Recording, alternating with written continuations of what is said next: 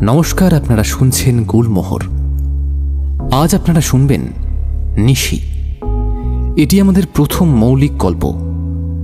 গল্পে বিনুর চরিত্রে শ্রেয়াংশী চক্রবর্তী, গল্প পাঠে এবং গল্পের অন্যান্য চরিত্রে আমি আলাপন মুখোপাধ্যায়। গল্পের শেষে আপনাদের মূল্যবান মতামত আপনারা অবশ্যই জানাবেন কমেন্ট বক্সে।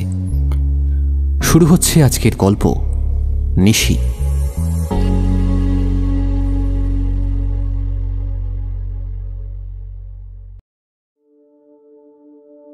পরেশ বাগদি প্রথম জীবনে আর পাঁচটা সাধারণ ছেলের মতোই ছিল। তার বন্ধু ছিল, বান্ধবী ছিল এবং একজন প্রেমিকাও ছিল। এইরকম সুস্থ স্বাভাবিক দামাল ছেলেটা হঠাৎ করে একদিন পাগল হয়ে গেল এবং তার এই পাগল হওয়া নিয়ে গ্রামের নানা জনে নানা গল্প ছড়িয়েছে। তবে পরেশের বাবার মুখে যে গল্পটা শোনা যায় সেটা খানিকটা এই রকম। সময়টা ছিল জ্যৈষ্ঠের মধ্যভাগ।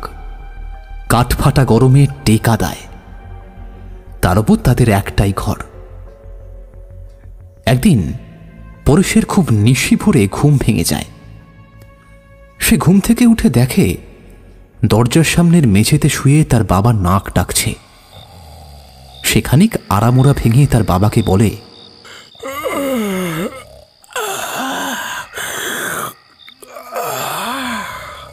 বাপ, এই বাপ, সর লাভ।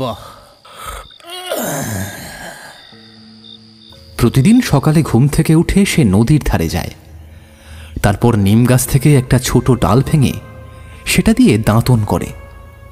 এটাই তার রোজকার অভ্যাস। সেদিনও নিশি ভরে ঘুম ভাঙার পর সে নদীর ধারে যাবে বলে রওনা দেয়। বাড়ি থেকে বেরিয়ে দেখে চারিদিক একদম নিশুতি হয়ে আছে। পশ্চিম আকাশে আধ খাওয়া চাঁদ তখনও ঝুলে আছে।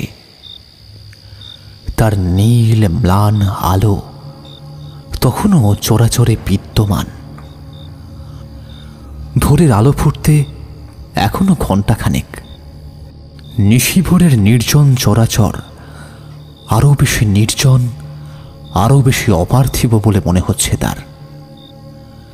সে ফাঁকা রাস্তা দিয়ে হাঁটতে থাকে।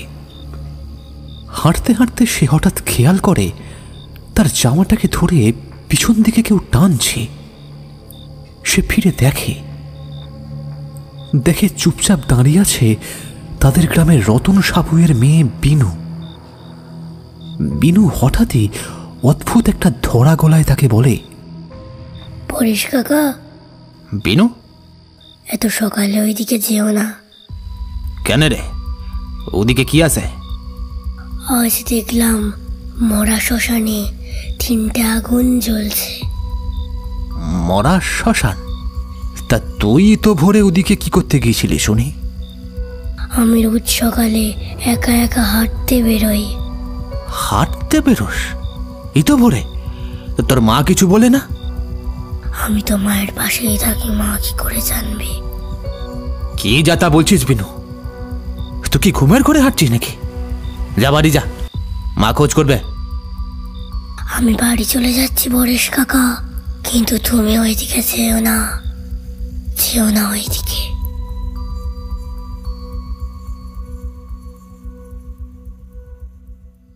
এই বলে বিনু বিড়বিড় করতে করতে বাড়ি চলে যায়।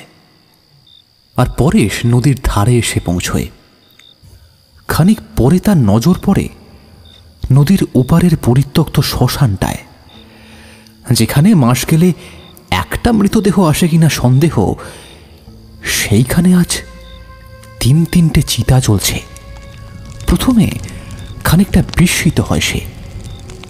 তার মনে পড়ে বিনুর কথাটা, পরেশ কাকা, এত সকালে ওইদিকে যেও না।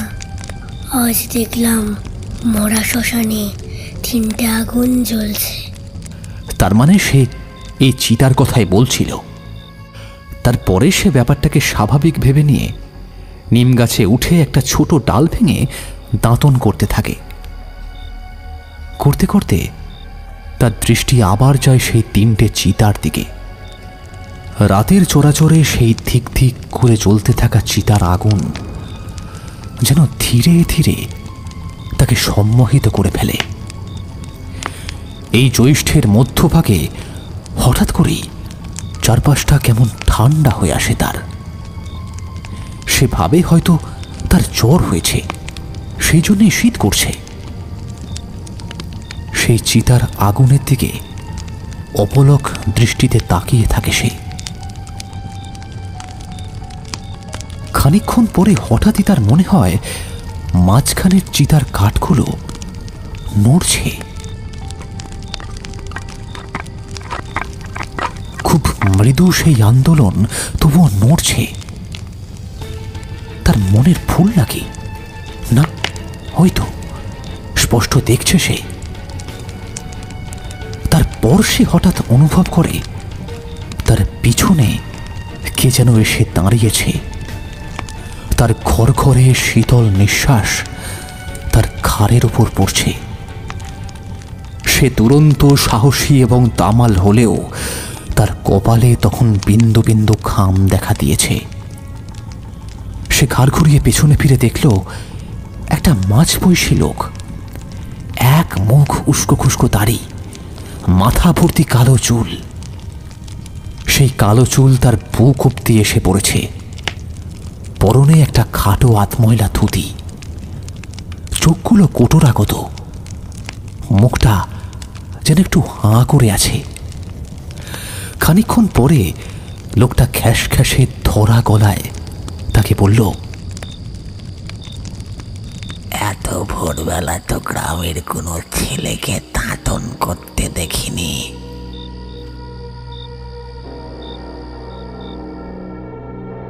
আজ ঘুমটা ভেঙে গেল, তাই এলাম একটু ভরভর। এই এত ভোরবেলা নিম গাছের তলায় দাঁড়িয়ে আছ, তোমার ভয় করে না ভূতে? না না, ওইসব ভূত টুতে ভয় আমার নাই। আমিও আগে মানতেম না, তাই তোমারে মানাতে এলাম।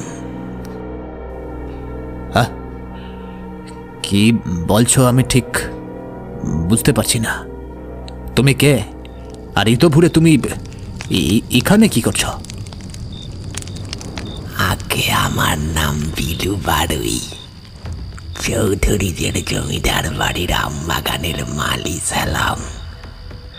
গতকাল চৌধুরী মশাই বায়না ধরলো আম খাবে, আর আমি চললাম সেই একতাল গাছ উঁচু আম গাছটায়।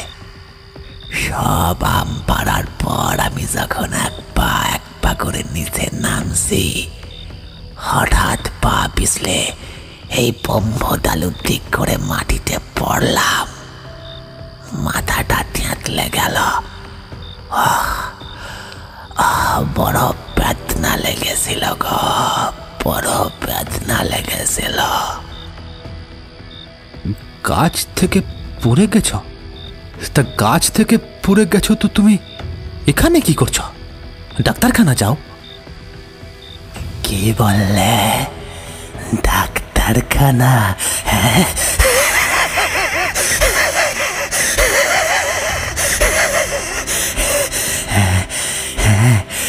গেছিলাম তো ডাক্তারখানা, কিন্তু ডাক্তার বললে আর বেঁচে নেই গা।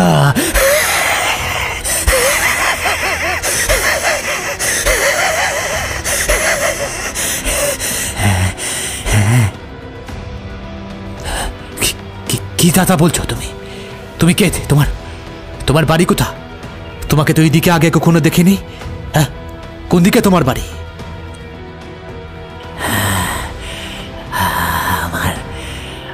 আমার বাড়ি হয়সা ঠিক ঠিক ঠিক ঠিক করে চলছে। মাঝখানের শীতেটা, ওইটে আমার বাড়ি।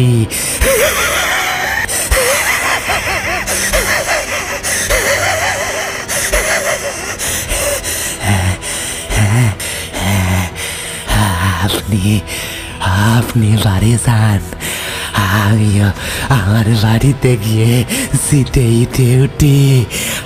আপনি বাড়ি যান, হ্যাঁ বাড়ি যান, বাড়ি যান, বাড়ি যান।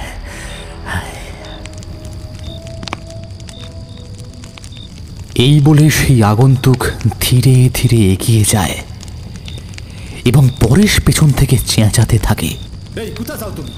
কোথা যাচ্ছ তুমি? এদিকে এসো, এদিকে এসো, বলে যাও, বলে যাও তুমি কে, বলে যাও, এদিকে এসো।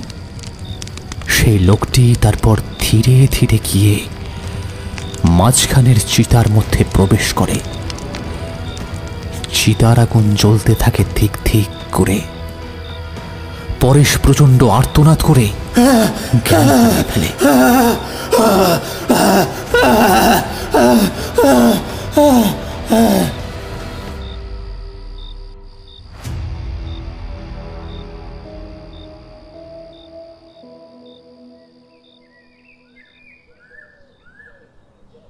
পরদিন সকালবেলায় গ্রামবাসীরা পরেশকে অজ্ঞান অবস্থায় উদ্ধার করে।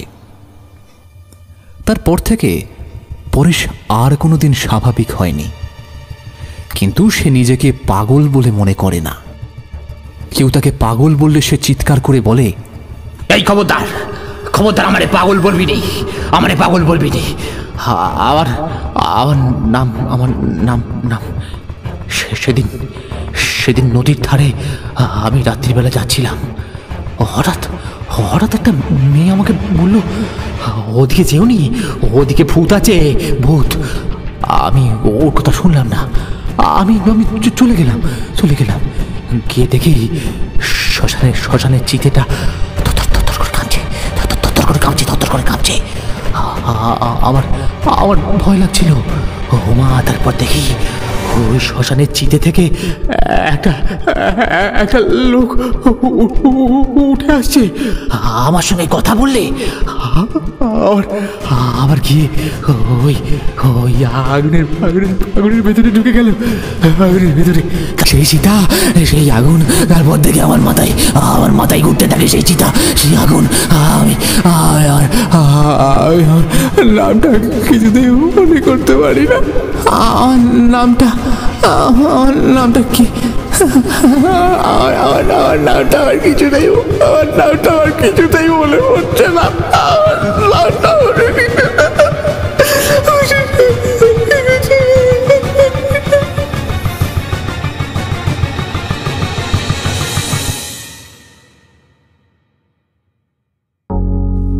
নমস্কার শ্রোতা বন্ধুরা, আপনারা শুনছিলেন নিশি। গল্পটি কেমন লাগলো অবশ্যই জানান কমেন্ট বক্সে। বিভিন্ন স্বাদের গল্প শোনার জন্য সাবস্ক্রাইব করুন আমাদের অফিসিয়াল ইউটিউব চ্যানেল গুলমোহরকে। আজ তাহলে এই পর্যন্তই। ভালো থাকবেন, ভালো রাখবেন, গল্পে থাকবেন।